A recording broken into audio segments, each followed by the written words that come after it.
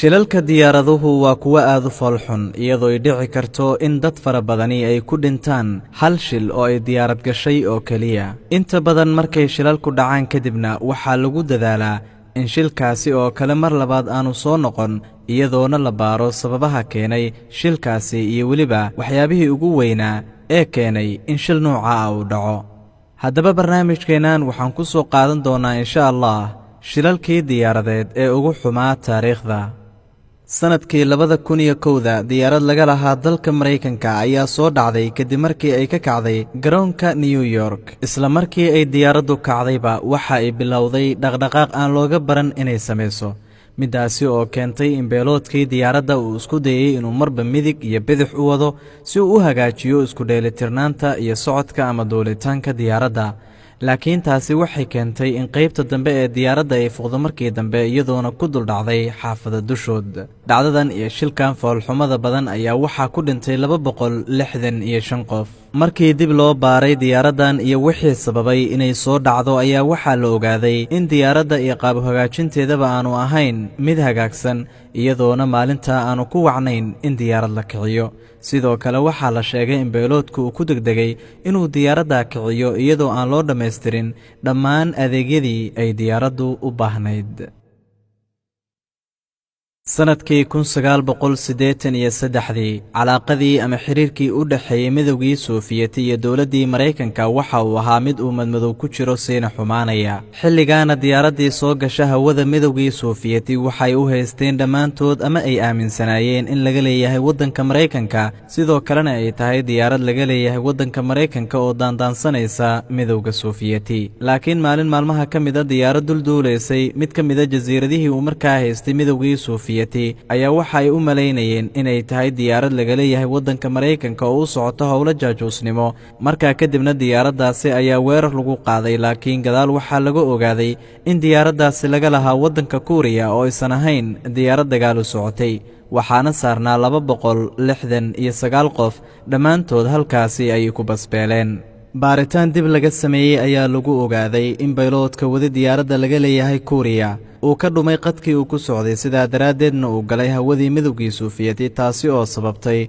inay weerar ku qaadaan oo ay diyaaradda gebi ahaanteedba burburiyaan, laayaanna dadkii saarnaa ee rakaabka ahaa ee gaarayay 269 qof. caalamku aad buu uga xumaaday arrinta uu midowga Soofiyeti ku dhaqaaqay, balse reer Kuuriya waxay isku qanciyeen in qaladkaasi uu ka yimid dhanka bayloodkii waday diyaaraddaasi.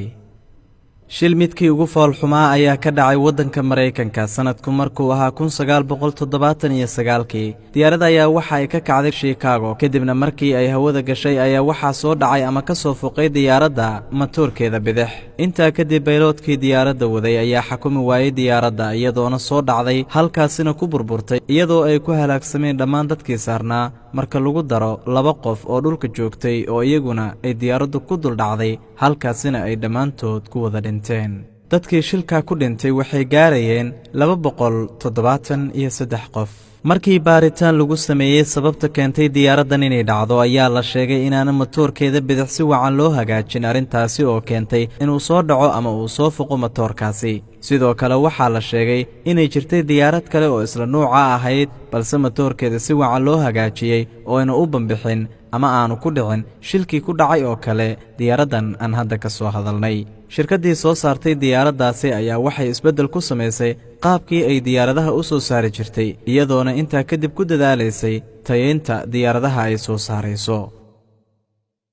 sanadkii 1988 waxaa jiray ama hurayay dagaal u dhexeeya Iiraan iyo Ciraaq. doomaha dagaalka ee dalka Mareykankana halkaasi ayay joogeen si ay uga ilaaliyaan in la bililiqaysto shidaalka. doomihii halkaasi ku sugnaa maalin maalmaha ka mida waxay la kulmeen diyaarad aan la aqoon halka ay ka timid oo heehaabaysa hawada.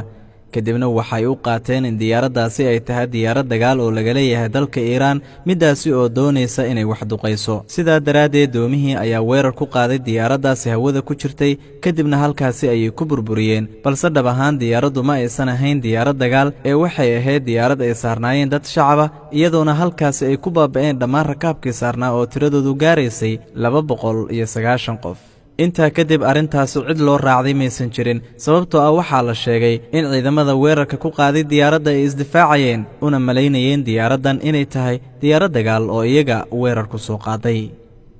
in diyaarad gubataahi waa arrin aad u halis badan arrintaasi waxay ka dhacday dalka Sacuudi Carabiya sanadkii 1980 kadib markii diyaarad kacday 7 daqiiqo kadib qaybteeda kore uu dabka kacay bayloodkii diyaaradda ayaa waxa uu ku guuleystay inuu si degdeg ah diyaaradda u soo dejiyo laakiin arrinta dhibaatada ah ee jirta waxay ahayd dabkii diyaaradda ka kacay ogeed qaybteeda kore cidna sooma furi karin albaabada gudaha balse kuwii dabka daminayay ayaa waxa ay ku qaadatay inay albaabada gudaha ka soo furaan 23 daqiiqo balse nasiib darro dhammaan dadkii gudaha ku jiray waxaa loo tegay iyagoo mar hore dhintay oo diyaaradda ayaaba gudaha kala bar ka gubatay dadkiina halkaa ayay ku baaba'een iyadoona tiradoodu ay gaaraysay 301 qof balse lama ogaan waxa sababay in diyaaraddaasi uu dabka kaco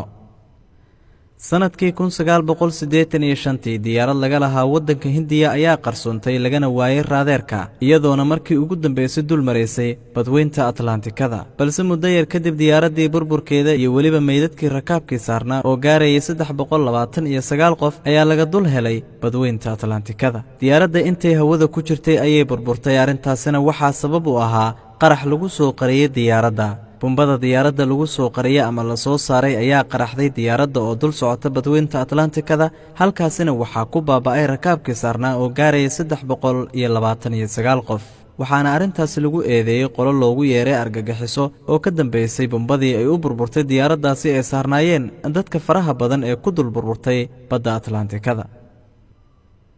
sanadkii 1974 diyaaraddii DC-10 ayaa waxay ku soo dhacday meel u dhow caasimadda waddanka Faransiiska ee Paris 6 saacadood kadib duulimaadkii diyaaradda ayaa waxaa furmay albaabka dambe iyadoona arrintaasi ay keentay dhibaato weyn sidii cadaadiskii saa'idka ahaa ee diyaaradda ku imaaday oo sababay inay kuraas badan ay soo fuqaan sidoo kalena ay diyaaradda qaybtii furantay ay ka daataan intaa kadib bayloodkii ayaa waxa uu xakameyn waayey ama uu maamuli waayey habsocdaalkii diyaaradda ayaa waxa ayna ku soo dhacday meel kayn ah iyadoona ay ku geeriyoodeen dhammaan rakaabkii saarnaa oo tiradoodu gaaraysay 346 qof markii baaritaan la sameeyeyna waxaa la ogaaday in albaabka dambe ee diyaaradda uu lahaa ceebo badan oo dhanka nashqadaynta ah iyadoona shirkaddii soo saartay diyaaraddaasi intaa kadib ay ku dadaali jirtay inay beddesho qaybaha dambe dhammaan diyaaradihii ay soo saartay iyadoona u samaysay albaab casri ah oo aan laga filan karin inuu marnaba furmo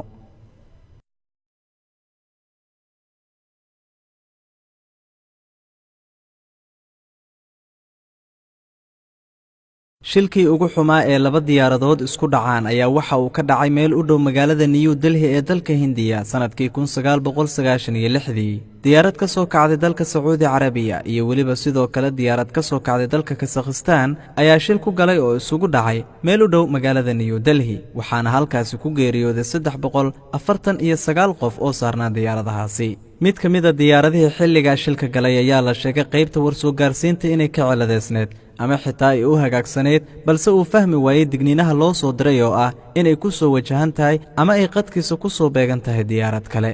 balse maantadan la joogo diyaaradaha dhinacaasi horumar badan ayaa laga sameeyey oo in la ismaqlaa ama fariin la is soo gaarsiiyaa waa mid aad u fudud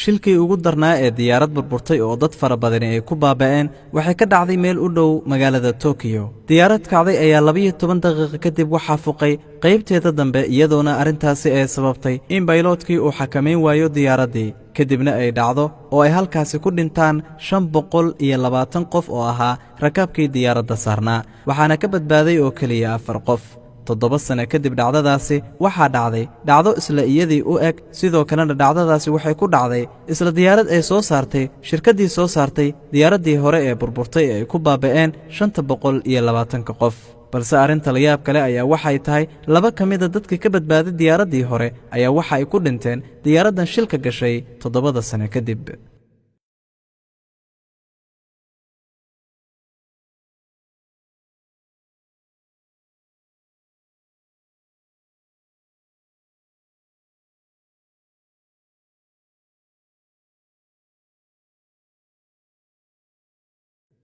shil kale oo foolxumo badan wuxuu dhacay 23 bishii Maarso sanadkii 1977 diyaarad soo kacday ayaa waxaa ka hortimid diyaarad kale oo iyaduna socotay oo markaasi soo kacday shilkaasi foolxumada badan waxaa ku baaba'ay dad gaarayay 583 qof waad ku mahadsan tahay daawashada muuqaalkan fadlan hadday tahay markii kuugu horeysay oo aad soo booqato rukumo kanaalka oo subscribe dheh kadibna furo gambaleelka si ay kuu soo gaaraan dhammaan muuqaalada halkan aan soo gelinayno في أمان الله.